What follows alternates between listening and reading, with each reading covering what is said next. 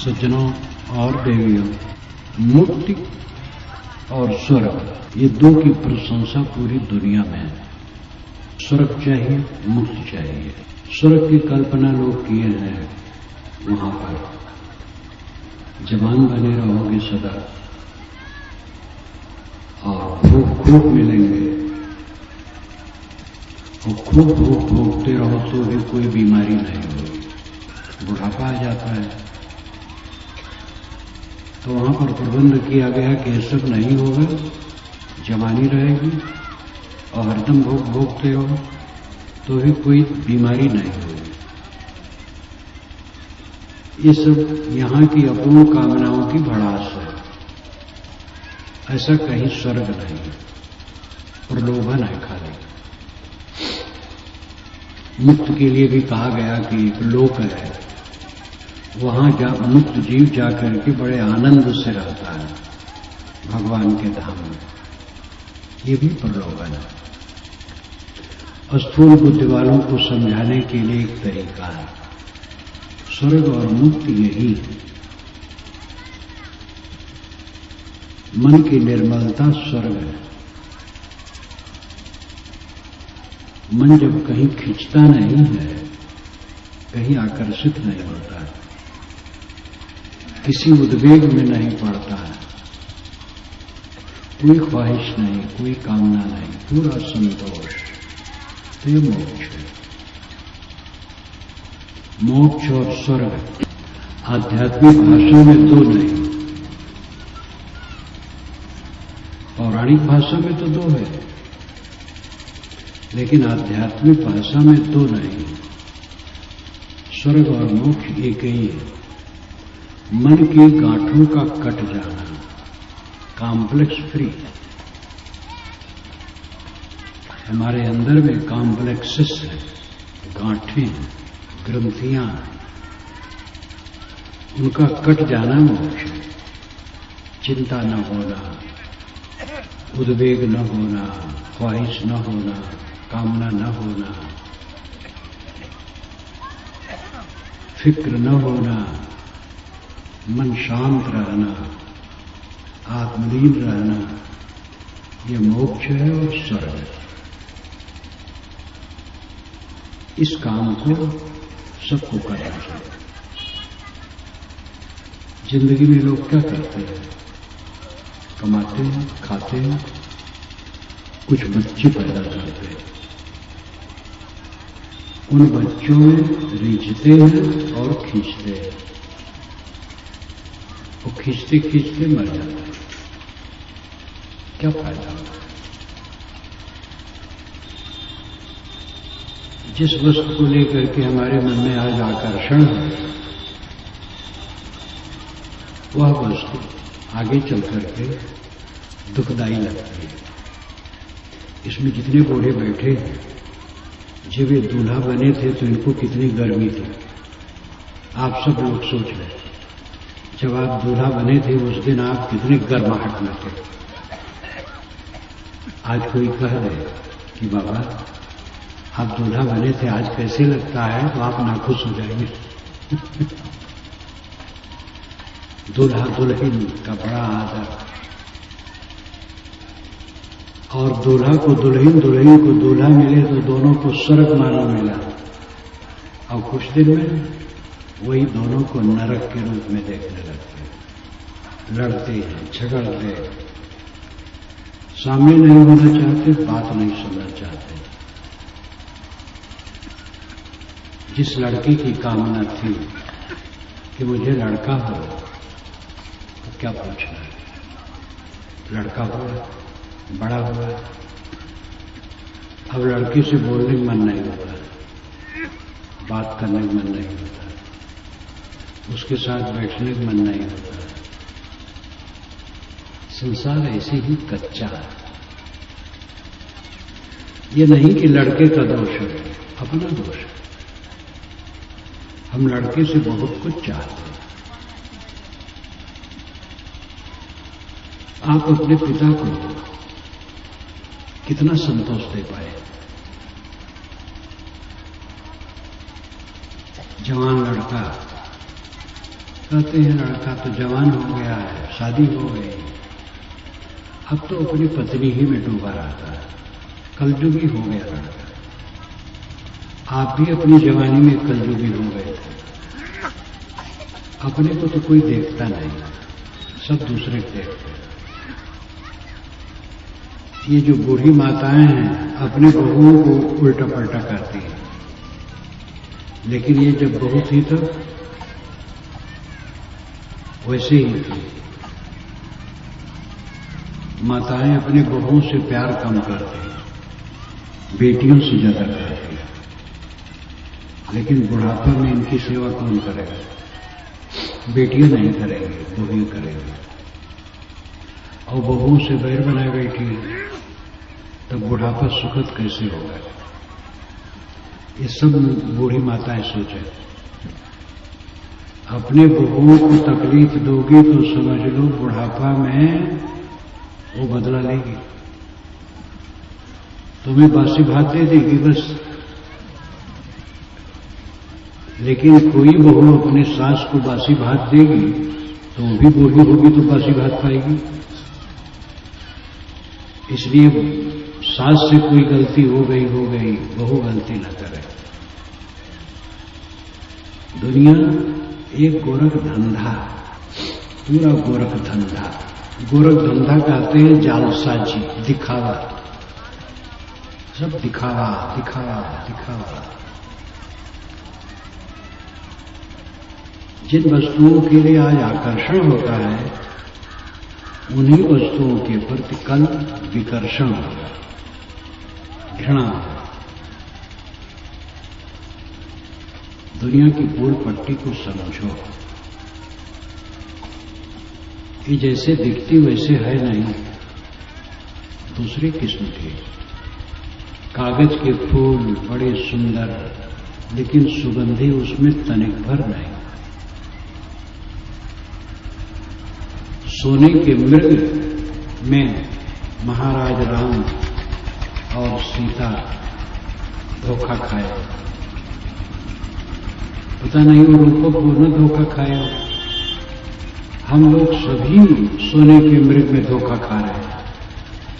सोने का मृग कहीं होता है? कहीं नहीं होता।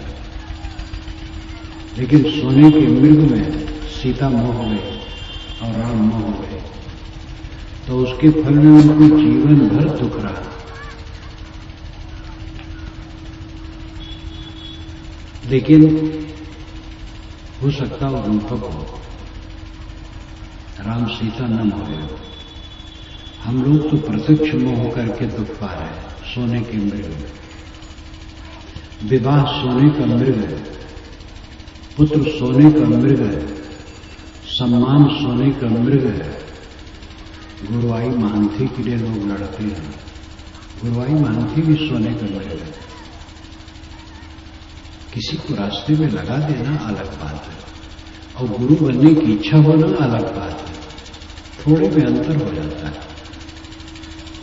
जीवन मुक्त पुरुष भी दीक्षा देते हैं, गुरुआई करना हुआ एक सेवा है।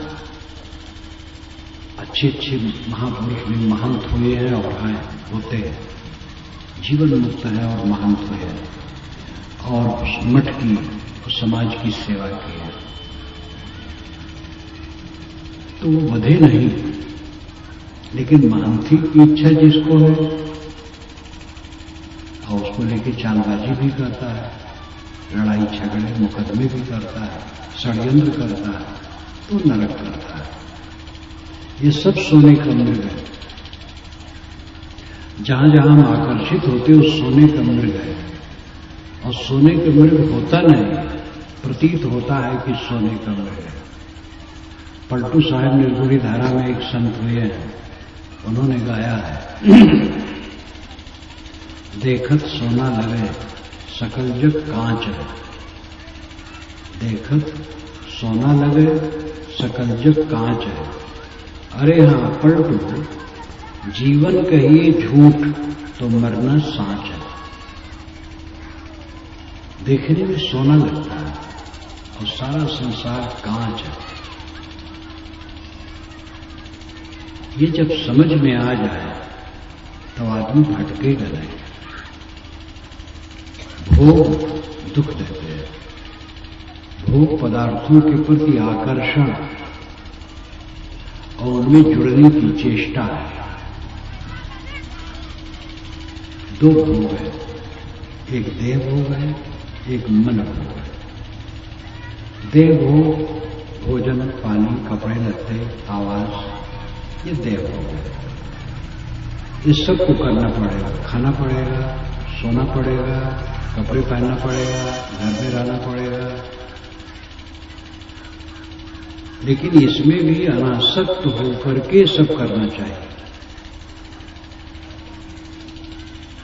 एक मन भोग है, बीड़ी, तंबाकू, शराब, कबाब, अनेक नशा, स्त्री पुरुष का संपर्क जनित क्रिया, ये सब मन भोग है।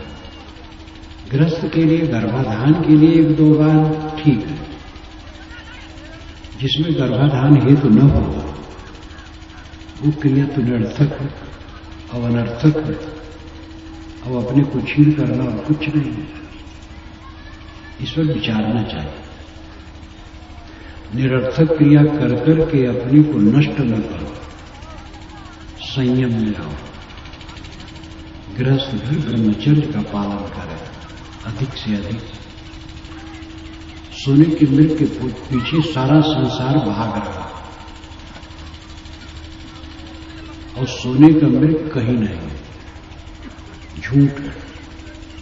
सोने का मृग होता ही नहीं। सुख के पीछे सारा संसार भाग रहा है। सुख सोने का मृग है और सुख कहीं नहीं है। आप पता लगाइए दुकानों पर 1 तोला सुख खरीद लाइए जरा। 1 किलो तो बहुत ज्यादा होता है। 1 तोला, कोई 10 लाख रुपए लेकर के 1 तोला सुख दे दे तो सेठ लोग के लिए तो कुछ भी नहीं है 10 लाख रुपए। आप सोना खरीद सकते, हीरा खरीद सकते, चांदी खरीद सकते, लोहा खरीद सकते हैं, अन्न, कपड़े, बर्तन, मशीनें खरीद सकते हैं, मोबाइल खरीद सकते हैं, लेकिन सुख भी कहीं खरीद सकते हैं। बाजारों में, खेतों में, जंगलों में, खदानों में, नदियों, समुद्रों में कहीं भी सुख का कोई टुकड़ा आपने देखा है? सुख नाम की चीज दुनिया में कहीं नहीं। और सुख के लिए सब भाग रहे हैं। ये सोने का मृग, सुख सोने का मृग है, उसी के पीछे सब भाग रहे हैं। तो क्या सुख कहीं नहीं है? सुख है। साहब ने कहा है, सुख बिसराए मुक्ति कहां पावे। सुख को भूल करके मुक्ति कहां मिलेगी? सुख ही तो मुक्ति है। लेकिन सुख क्या है? सुख है सुख की इच्छा मिट जाना। लेकिन ये समझना बड़ा मुश्किल है। सुख की इच्छा ही समाप्त हो जाना सुख है। पदार्थों में हम सुख खोजते हैं और पदार्थों की पोल पट्टी जिसने समझ ली और पदार्थों से सुख पाने की इच्छा जिसकी खत्म हो गई, वो महासुखी हो गया। उसका मन निश्चल हो गया, आनंद, कंद, शांत, तृप्त, महासुखी हो गया। सुलझा हुआ मन सुख है, उलझा हुआ मन दुख है। सुख दुख की यही परिभाषा है। एक सेठ नौजवान है, उसका मनोहर बच्चा है, गोद में लिए चूमता है। सुंदरी पत्नी भोजन का थाल सामने रखती है, खूब गदगद है, आनंद विभोर है। इतने में फोन आया और उसने पूछा क्या है, कौन बोल रहा है? बताया बॉम्बे से बोल रहा हूं, आपका मैनेजर। अमुक व्यापार में 50 लाख का घाटा हो गया। अब पत्नी अच्छी नहीं लगती, पुत्र अच्छा नहीं लगता, भोजन अच्छा नहीं लगता, करोड़ों की बिल्डिंग अच्छी नहीं लगती, मन बेचैन हो, मस्तक में पसीना आ गया, बच्चे को अलग रख दिया, बिस्तर पर ले गए, इतने में फिर फोन आ गया, मुझसे गलती हुई, 50 लाख का फायदा हुआ, बस खुश हो गए। जैसे खुश हुआ सुख हो गया, और जैसे नाखुश हुआ दुख हो गया। उलझा मन दुख हो गया, सुलझा मन सुख हो गया। मन का उलझन दुख, मन का सुलझाव सुख। चीज जिसकी जितनी होती है उसका संपर्क होता है। किसी के पास चीजें कम है, उसी में उलझता सुलझता रहता है। चीजों की मात्रा का विषय नहीं है, मन तो जहां लगे। अपनी सुंदरी पत्नी घर में है, सुशीला है, लेकिन उस अभागे का मन एक काली कलूटी टेढ़ी मेढ़ी स्त्री में रम गया और उसी में आसक्त हो। अब घर की सुंदरी पत्नी, सुशीला पत्नी उसको अच्छी नहीं लगती। एक कुरूप स्त्री में मोह हो गए तो अच्छी लगती है। ये दिल लगी, दिल लग जाना, और दिल लगी नाम मजाक। दिल लगी, दिल लगना ही मजाक है अपना। कहीं दिल लगाओगे अपना मजाक कर रहे हो। दिल जोड़े से बड़ा दुख हो ना कोई दिल जोड़े। ये भैया आवाज बहुत ज्यादा भनकती है, संयत होना चाहिए। दिल जोड़े से बड़ा दुख हो ना कोई दिल जोड़े। दिल जोड़ जोड़ करके सब जीव दुखी है। अपने दिल को दिल में रखो। साहब ने कहा है, जब लग दिल पर दिल नहीं, तब लग सब सुख ना है। चारी जुगन पुकारिया सो संशय दिलवाना। जब लग दिल पर दिल नहीं, बैठ जाओ, पीछे मिलना, बैठ जाओ। बाद में कर लेना, यहाँ रखना, ये सब बाद में करना चाहिए। कहने पर मानना चाहिए। चलो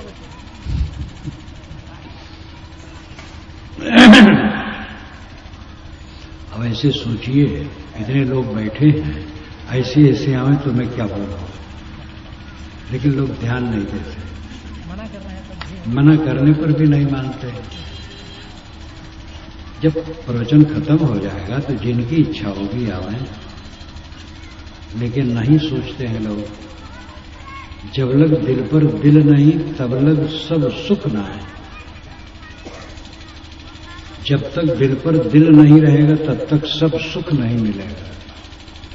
सब सुख का मतलब है शांति का सुख, और सब दुख का मतलब है अशांति का दुख।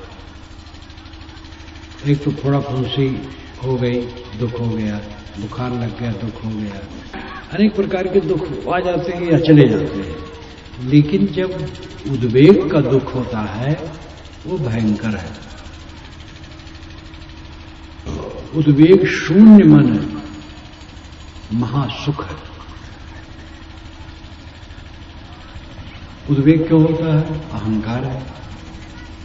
हम बड़े आदमी हैं, हम ज्यादा विद्वान हैं, ज्यादा समझते हैं, ऊंचे चरित्रवान हैं, सब लोग बेवकूफ हैं, हमारी बात नहीं समझते हैं। अपने अहंकार से उद्वेग आता है। अगर ये समझ जाए कि हम सबसे पीछे और नीचे हैं, हम किसी लायक नहीं, हम क्यों उद्वेगित हो रहे हैं? जिनकी जैसी समझ है वैसे कहते हैं, बरतते हैं, रहते हैं। हमें सिर झुका के रहना चाहिए, अहंकार नहीं करना चाहिए। सुख दुख आएंगे, संयोग वियोग होगा, इसको कोई रोक नहीं पाएगा। हर्ष स्थान सहस्राणि भय स्थान शतानि च दिवसे दिवसे मां विशन्ति मूढ़ा, दिवसे दिवसे मूढ़ा मां विशन्ति न पंडिता। हर्ष स्थान शतानि च सहस्राणि, हजारों हर्ष के स्थान आते हैं, भय स्थान शतानि च, और सैकड़ों भय के स्थान आते हैं। दिवसे दिवसी मूढ़ा माविशन, दिवसे दिवसे प्रतिदिन हर दिन मूढ़ आदमी उसमें डूबता है, न पंडिता, पंडित नहीं डूबता। पंडित की परिभाषा क्या है? दुख आए दुखी न हो, सुख आए सुखी न हो, अनुकूलता मिले पुलकाव न हो, प्रतिकूलता मिले पचकाव न हो, सम्मान मिले हर्षित न हो, अपमान मिले शोकित न हो। इस प्रकार सब में समबुद्धि का है। ये पंडित का लक्षण है। एक पंडित होता है पत्राधारी, जो सत्यनारायण कथा कहता है, श्रीमद् भागवत कथा कहता है, जन्म मृत्यु इत्यादि का संस्कार कराता है, एक पंडित का ही अर्थ है। लेकिन पंडित का असली अर्थ है जिसके चित्त में सत्य और असत्य का विवेक है। सत्यासत्य विवेकिनी बुद्धि स पंडिता, सत्यासत्य विवेकिनी बुद्धि पंडा, जस्य बुद्धि पंडा स पंडिता। सत्यासत्य विवेकिनी बुद्धि को पंडा कहते हैं, और जिसकी बुद्धि पंडा है वो पंडित है। सरल रूप से कहें तो जिसमें विवेक है वो पंडित है। गोस्वामी जी ने भी कहा, बिन विवेक संसार घोर निधि पार न पावे कोई। बिना विवेक के ये भयंकर संसार सागर को कोई पार नहीं पा सकता है। कबीर साहब कहते हैं, कहें कबीर त्यों रे जाके हृदय विवेक, जिसके हृदय में विवेक है वो उबरता है। कहें कबीर से बाची जाके हृदय विवेक, मन शायर मन साला बूढ़े बहुत अच्छे। मन समुद्र है, इच्छाएं तरंगे हैं, इसमें डूब के बहुत लोग मरते हैं। जिसके विवेक है वो बचता है। संसार सागर कहाँ है? ये बाहर संसार सागर नहीं, भीतर संसार सागर है। मन, रागात्मक मन संसार सागर है। इससे जो अपने को बचाए वो पंडित है। मुक्ति का आनंद, स्वर्ग का आनंद सबको प्रिय, सब इसकी प्रशंसा सुनते हैं। पूरी दुनिया में इसका महत्व है, और वह है निर्ग्रंथ मन। मन में गांठ ना हो। जो अप्रिय हमें लगता है उसके प्रति हमारे मन में बैर न हो, जो प्रिय लगता है उसके लिए मोह न हो। मोह बैर छोड़ करके समता में शांत हो। अनुकूल प्रतिकूल मिलते हैं, सुख दुख मिलते हैं, संयोग वियोग होता है, हान लाभ होती है, ये कोई हटा पाएगा? महाराज राम को शाम को बताया गया, उनके पिता ने बताया कि तुम्हें सुबह गद्दी दी जाएगी, अयोध्या की गद्दी। लेकिन सुबह दिया गया 14 वर्ष का वनवास। वाल्मीकि रामायण में लिखा है कि राम को शोक नहीं हुआ। ये राम का रामत्व है। शाम को सुने थे गद्दी होगी, सुबह सुने 14 वर्ष का वनवास, लेकिन उनको शोक नहीं हुआ। ये हमारे लिए प्रेरणा पड़ रहा है। जो लोग कहते वो लीला करते थे, तो लीला में तो कोई प्रेरणा ही नहीं, लीला तो दिखावटी है, लीला नहीं करते थे। वह जो समस्या थी उस समस्या को त्याग से समाधान करने का प्रयत्न करते थे। जीवन में उद्वेग नरक है, उद्वेग शून्य हो जाना स्वर्ग और मोक्ष है। ये काम सबको करना चाहिए। इसमें कोई पंथ की बात मैं नहीं कहता हूं। कबीर साहब ने पंथ की बात कही भी नहीं, संप्रदाय की बात नहीं कही है तो उस पर विचार किया। पंथ संप्रदाय क्या है? स्वयं पंथ और संप्रदाय की बात चलाई नहीं। उन्होंने सीधे इंसान के दिल से जुड़ करके उसकी समस्या का समाधान किया। आप मनुष्य हैं, मैं मनुष्य हूं। मनुष्य में मन है। मनुष्य का मन मननशील हो, विचारवान, विवेकवान हो। विकारों से वो अपने को मुक्त करे, निर्मल मन करे, निर्ग्रंथ मन करे। इसके लिए उन्होंने जोर डाला है। भजन, असली भजन क्या है? वैष्णव लोग प्राय भजन का अर्थ मानते हैं माला जपना, नाम जपना। माला के आधार पर नाम जपना या वैसे ही नाम जपना, ऐसे अनेक संप्रदाय वाले कहते हैं। ये भी ठीक है, बुरा नहीं, सहायक है। लेकिन असली भजन है रुई जैसे धुनिया धुनता है, ऐसे अपने मन को धुनना, अपने मन का विश्लेषण करना। जैसे एक कलाकार है, पत्थर पर बैठ करके छीनना शुरू करता है। बड़ी बड़ी शिलाएं होती हैं, मूर्ति बड़ बनानी है तो जाके पत्थर पर बैठ जाता है और छीनना शुरू करता है।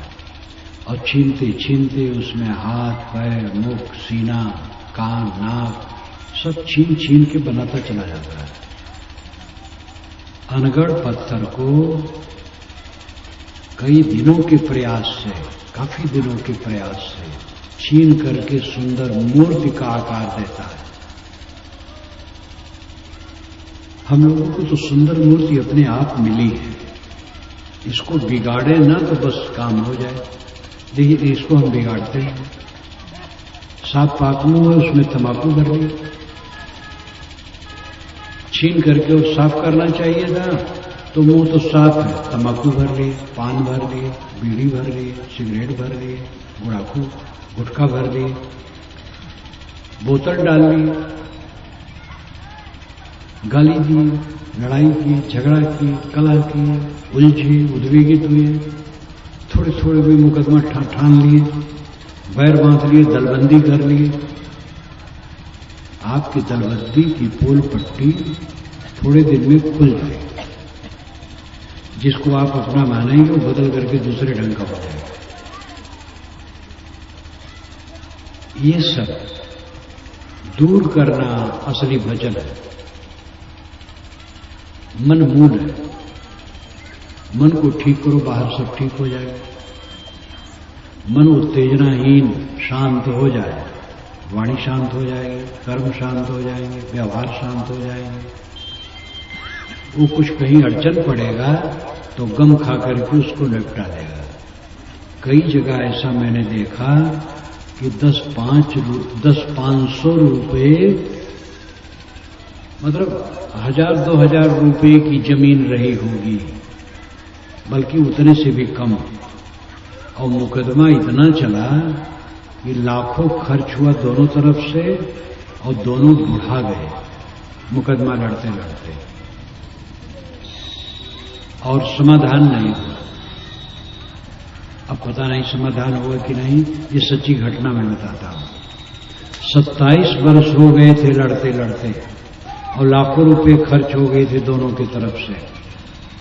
तब एक पक्ष ने मुझे बुलाया, ऐसे ही बुलाया था, भक्ति भावना से गया। तो मैंने कहा तुम मुकदमा लड़ते हो किस जमीन के लिए? तो अपने घर के दरवाजे पर दिखाया, पूरब उत्तर कोण पर एक कुआं था और वहीं थोड़ी जमीन थी जिसमें 4 खाट डाल दिया जाए तो जमीन ढक जाए, बस इतनी जमीन थी। और उसके लिए उसने मुकदमा किया। और 27 वर्ष हो गए थे लड़ते लड़ते, और लाखों खर्च हो गए थे दोनों तरफ से। मैंने कहा ये तो 400-500 रुपए की जमीन होगी, उस जमाने में वो 400-500 की रही होगी, तो इसके लिए तो मैं लाखों खर्च करेंगे। तो बड़े रोब से उसने कहा कि साहब लड़ाई जमीन की नहीं है, बात की है। अब बताओ ये जोश कौन बात की है? ये बात की है कि मूर्खता की है? ये कोई बात हुई? फिर बहुत वर्षों के बाद वो मिला तो मैंने पूछा कि मुकदमा खत्म हुआ कि नहीं? कि साहब खत्म नहीं हुआ, जो आप कहते वही ठीक है, सुलह कर लेना चाहिए। उसके बाद वो मिला ही नहीं। अब तो पता नहीं क्या होगा। ये उदाहरण है, अनेक ऐसी घटनाएं होती हैं कि बात के बतंगड़ में फंस करके आदमी उलझ जाता है और अपना नरक कर लेता है।